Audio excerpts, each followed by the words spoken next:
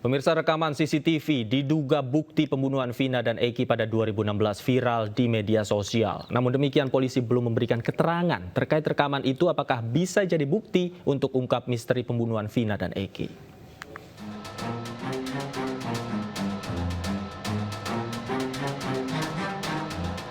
Media sosial dihebohkan dengan rekaman CCTV diduga bukti yang memperlihatkan pengeroyokan terhadap Vina dan Eki di Cirebon pada 2016 silam. Padahal sebelumnya di sidang kasus Vina barang bukti CCTV tidak ditemukan. Namun kebenaran rekaman CCTV yang viral tersebut masih dipertanyakan. Sebelumnya Polda Jawa Barat bersama jajaran Polres Cirebon Kota telah mengecek sejumlah lokasi yang menjadi tempat kejadian perkara. Saat itu polisi juga membawa sejumlah terpidana kasus pembunuhan Vina dan Eki, namun mereka tidak turun dari mobil. Dalam waktu dekat Polda Jawa Barat berencana menggelar rekonstruksi kasus pembunuhan Vina dan Eki. Meski belum ada kepastian terkait waktu pelaksanaan rekonstruksi, namun rekonstruksi diprediksi akan digelar di sejumlah tempat. Salah satunya adalah warung nasi di Jalan Saladara, Kelurahan Karya Mulia, Kecamatan Kesambi, Kota Cirebon, Jawa Barat. Lokasi berikutnya adalah tempat cuci motor dan mobil di Jalan Saladara, Cirebon, Jawa Barat. Polisi juga akan memeriksa kawasan Jalan Saladara yang biasa digunakan nongkrong atau tempat berkumpul anak motor pelaku pembunuhan Vina dan Eki. Polisi juga akan melakukan rekonstruksi di lokasi utama pembunuhan Vina dan Eki, tepatnya di Jalan Saladara. Toko kelontong yang menjual sembako ini juga menjadi lokasi rekonstruksi selanjutnya. Toko ini juga berada di Jalan Saladara dan tak jauh dari TKP utama. Diduga pelaku dan korban juga melintas di depan toko ini. Lokasi berikutnya adalah flyover Talun, Jalan Talun, Desa Kepongpongan, Kabupaten Cirebon. Di lokasi ini korban disebut dilempari batu oleh pelaku, lalu dikejar dan dianiaya hingga tak bernyawa. Tim Liputan iNews melaporkan. Setelah 8 tahun, rekaman kamera pengawas kasus pembunuhan Vina muncul dan viral di media sosial. Pasalnya dalam persidangan rekaman kamera pengawas tidak pernah diperlihatkan. Apakah video tersebut bisa digunakan untuk mengungkap kasus Vina? Dan untuk membahasnya sudah bergabung bersama kami melalui sambungan Zoom pakar telematika Roy Suryo serta Kabar Eskrim periode 2009-2011 Komjen Pol Purnawirawan Ito Sumardi. Selamat malam Mas Roy, Pak Ito. Selamat malam Mas Davi, selamat malam juga Pak Ito. Malam, Pak Sur.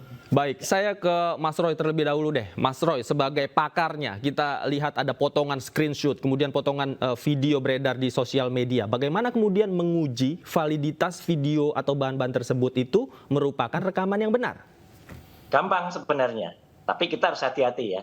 Jangan sampai kita terjebak dulu dan mengatakan ini rekaman CCTV. Ini baru tangkapan layar atau screenshot ada 18 tangkapan layar dari yang disebut sebagai quote and quote CCTV. Cara mengujinya kalau menurut saya sebenarnya mudah. Kepolisian segera lacak siapa yang memposting pertama kali itu di TikTok atau di IG, kemudian dilacak dia dapat dari mana.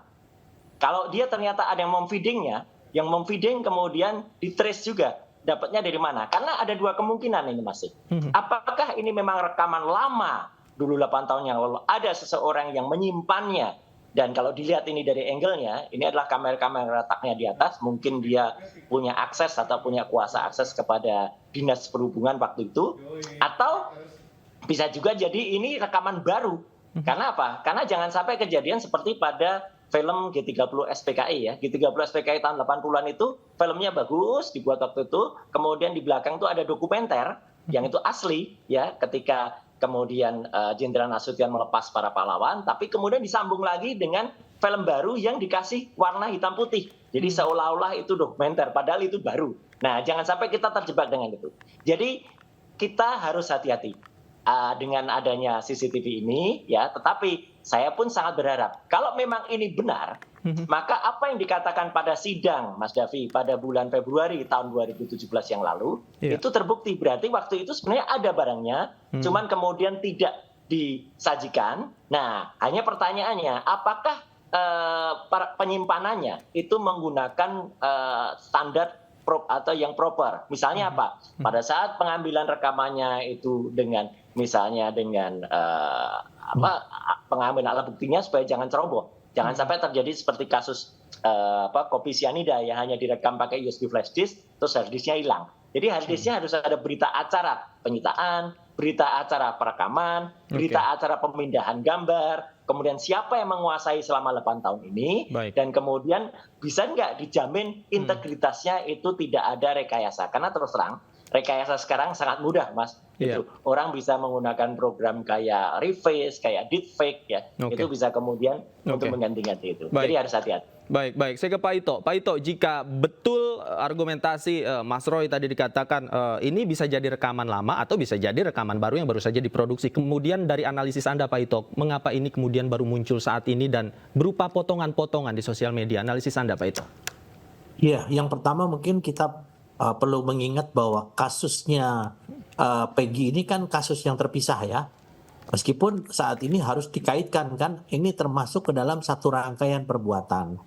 Kemudian apa yang dikatakan Mas Roy Suryo itu betul ya, beliau sebagai pakar. Tentunya saat ini kan yang dilibatkan adalah mulai dari Mabes Polri, Polda yang turun tentunya menurunkan ahli-ahli dari digital forensik maupun dari ahli-ahli dari yang memang memiliki kemampuan untuk bisa men-trace yang tadi katakan Mas Yudo. Kan sekarang alat yang atau CCTV ini belum pasti dijadikan semacam alat bukti ya untuk saudara Peggy Setiawan ya.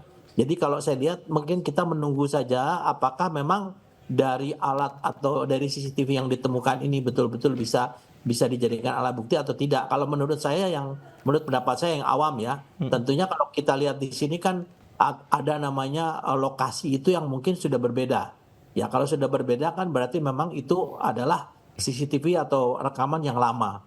Kecuali kalau di dalam CCTV itu ada benda-benda yang mungkin saat ini ada di sana, terdapat di sana yang dimungkinkan itu adalah benda baru. Tadi yang disampaikan Mas Roy Suryo itu bisa memungkinkan itu adalah CCTV yang dibuat baru.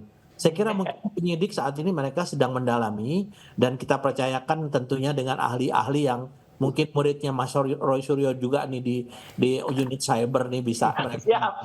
Ya Mas. Oke, Mas Roy, kalau dari analisis Anda kan tentu sudah menyaksikan potongan video dan screenshot itu. Kalau dari sisi kualitas itu sebenarnya seperti apa? Apakah itu diproduksi baru atau indikasinya itu video lama yang notabene kualitasnya mungkin belum HD begitu?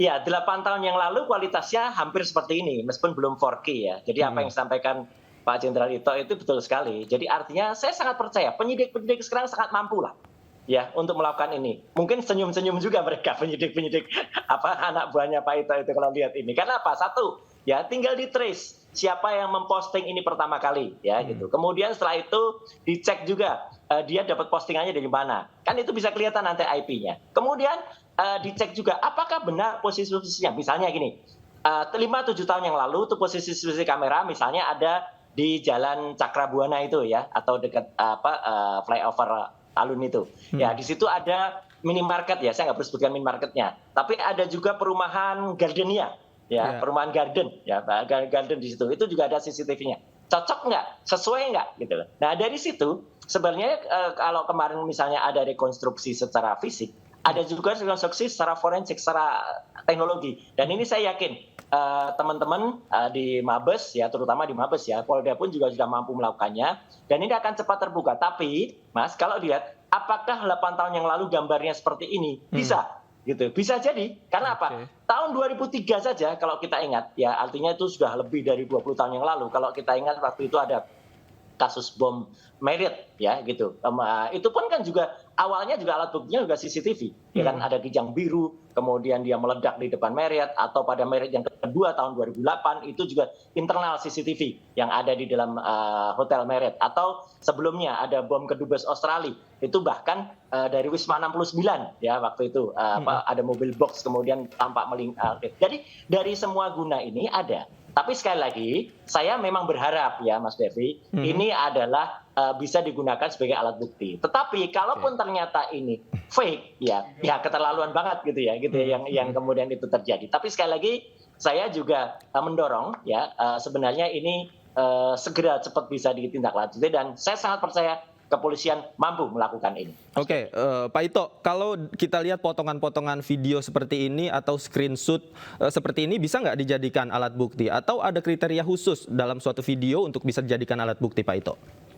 Ya itu tadi yang disampaikan Mas Roy Suryo, kalau namanya CCTV itu adalah termasuk dalam kategori alat bukti yang tidak terbantahkan. Ya, tentunya ini harus didasarkan kepada keterangan-keterangan dari saksi ahli. Nah, kalau memang CCTV ini dianggap oleh saksi ahli ini meragukan, tentunya ini tidak akan dijadikan sebagai salah satu alat bukti. Ya, nah di sini kan kita semua tahu bahwa di dalam kejadian ini yang paling tahu adalah para pelaku ya, David. Kemudian juga tentunya korban yang sudah tidak ada. Dan kita pun juga yang dilakukan Polri ini kan sekarang adalah membuat terang satu perkara.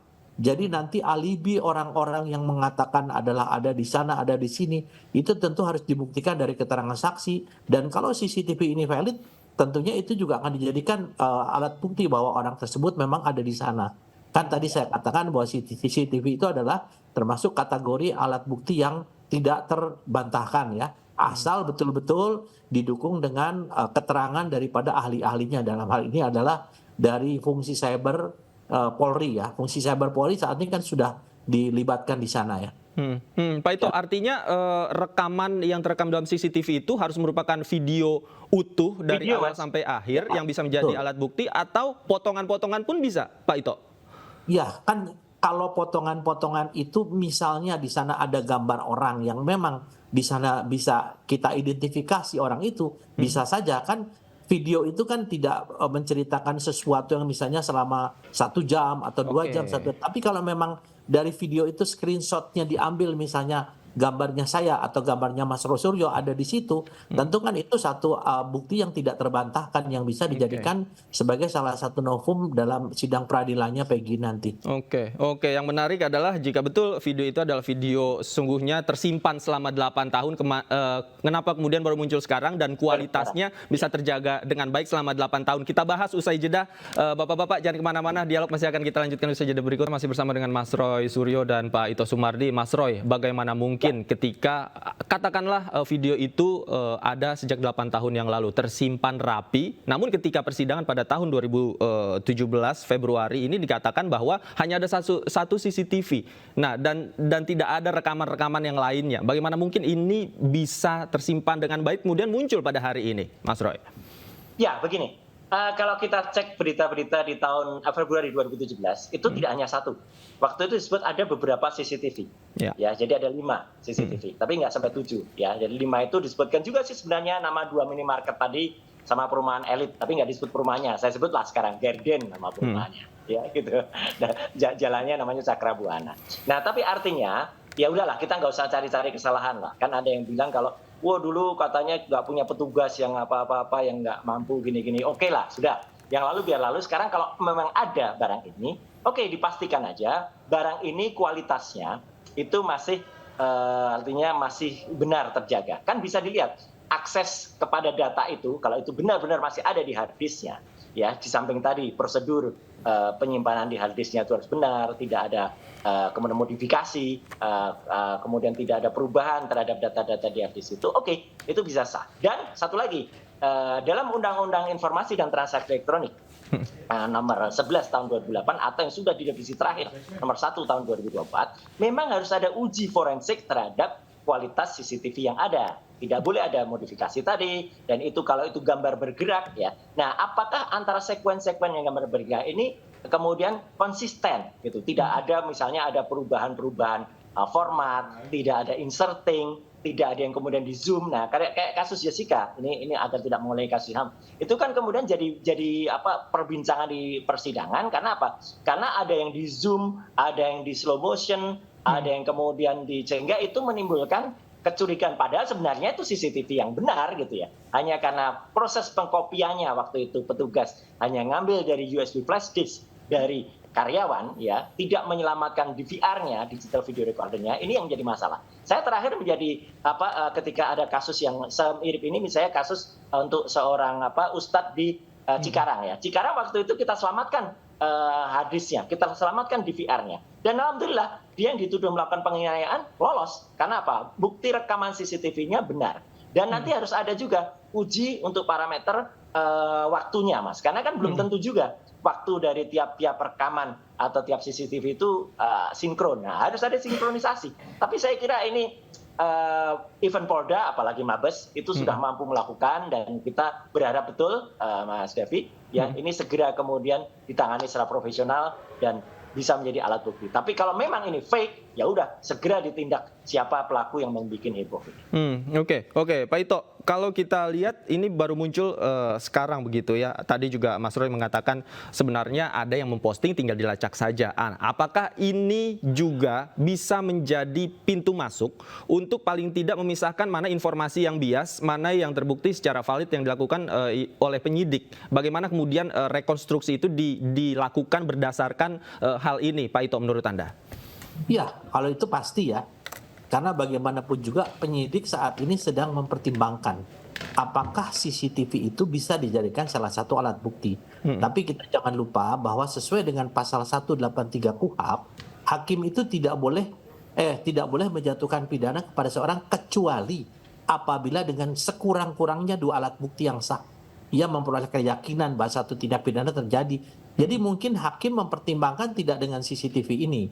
Nah, tapi kan sekarang kita melihat karena kasus ini sudah melebar kemana-mana, apalagi ada CCTV yang entah dari mana yang tentunya menjadi pendalaman dari pihak penyidik, maka ini juga mungkin kalau memang disampaikan oleh Mas Roy Suryo tadi itu dilaksanakan dan betul-betul valid bisa dijadikan alat bukti, ini bisa menjadi salah satu alat bukti bagi pengungkapan kasus atau perannya daripada saudara Peggy Peron apabila yang bersangkutan itu kemudian kasusnya digulirkan ke pengadilan.